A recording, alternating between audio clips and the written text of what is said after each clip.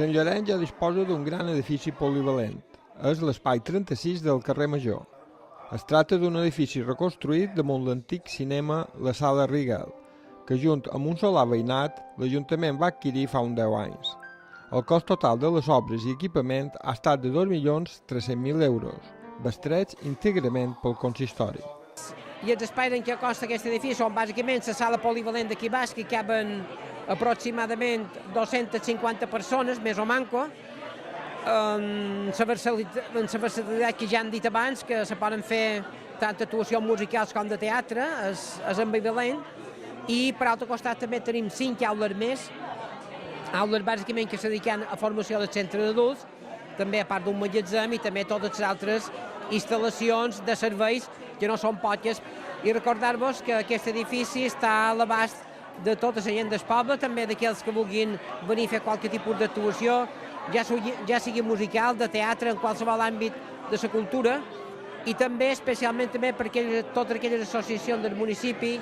Un gran quadre del pintor llorencí Guillem Nadal dona la benvinguda als visitants. Es tracta d'una obra que simbolitza un brodat de tela damunt tela. Podria ser doncs, la forma mínima que explica un al·lot petit per tancar-se, per fer un espai protegit, o damunt serena o que sigui que era, o fer un cercle, i al final aquest cercle no s'acaba tancant mai. I és un poc una història d'un paisatge un poc idíl·lic, o de somni. El centre polivalent també albergarà produccions del teatre principal. Una de les nostres intencions és millorar i aprofundir la cooperació cultural, no?, en els ajuntaments.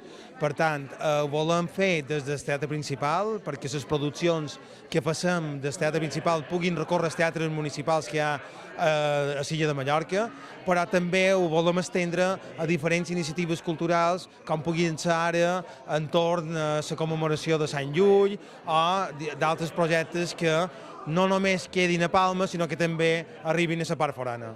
Les jornades de portes obertes es perllongaran tot el cap de setmana amb actuacions musicals.